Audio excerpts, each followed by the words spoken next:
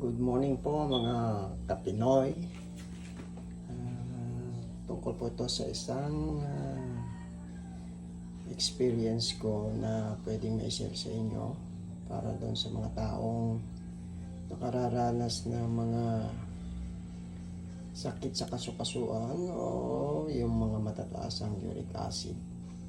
Matagal ko na po itong gustong ibahagi sa mga ibang tao at marami na rin akong tulungan na pagaling nila yung kanilang mga at napababa nila yung kanilang uric acid. Ito po ang finished product ng ginagawa ko na herbal lang na makikita ninyo sa mga kusina ninyo. Ang ingredients na ito ay isang sangkap lang. Ang unang sangkap na nakikita nyo sa kusina ninyo ay itong laurel. So, ganito pa ang gawa niyan. Kumuha po kayo ng 3 dahon ng laurel at 1 litrong tubig. So, itong tubig ay kunin nyo po ito salang nyo sa inyong kaserola at pakuluan. Kung gusto po ninyo na hugasan, pwede rin po hugasan ninyo yung laurel para sure kayo na malinis. Kaya hugasan natin. Yan. At ilagay po ninyo itong 3 dahon ng laurel sa 1 litrong tubig. At hayaan po ninyo siyang kumulo. Pagkakulo po niya, ninyo, mga nag-start na siyang kumulo, bali hayaan lang po ninyo mga another 5 to 10 minutes para talagang makuha niya yung katas ng laurel sa tubig, malo. After that, kumulo na siya, off nyo na po siya, at ito na po ang magiging resulta niya. Siya na po. Yan. Ilagay nyo sa isang bote. Pwede rin yung palamigin sa refrigerator nyo.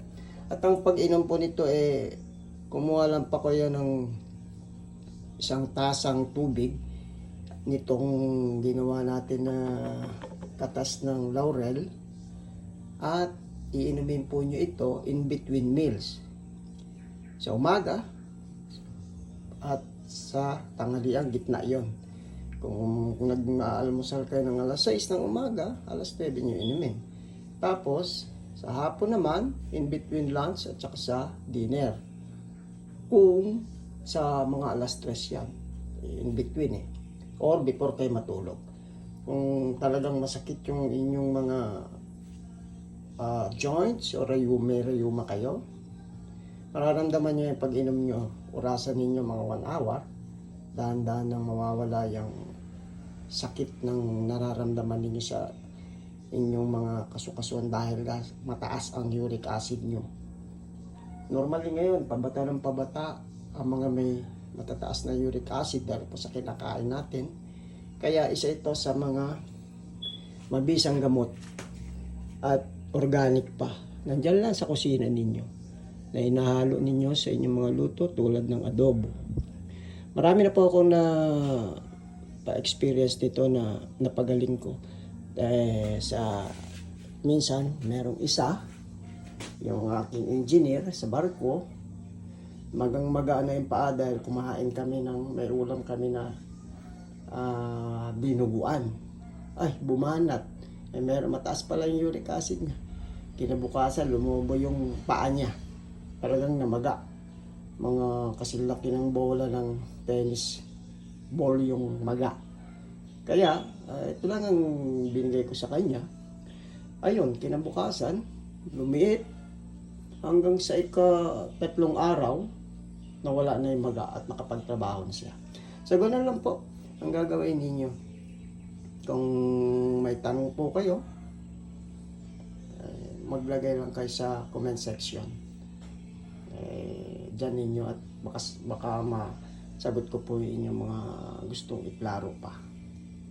Malamang hindi naman lahat. Kung allergic kayo sa laurel, huwag nyo pa subukan. at baka yan pa ang magpasama sa inyong katawan, sa inyong health. Sinasabi ko po dahil through experience ko, sa edad ko ngayon, ito lang ang ginagamit ko. Pag sumakit konti yung may maramdaman ako sa mga joints ko na medyo sasakit, iniinuman ko naman ito at wala na, hindi na sumasakit. So yun lang po at maraming salamat sa inyo pong kung susubaybay po kayo sa susunod. Meron pa po akong mga i-share sa inyo na mga kaalaman ko sa sa buhay. Hindi lang dito sa gamot, meron pang iba po. So magandang araw po sa inyo lahat mga kapinoy. Thank you.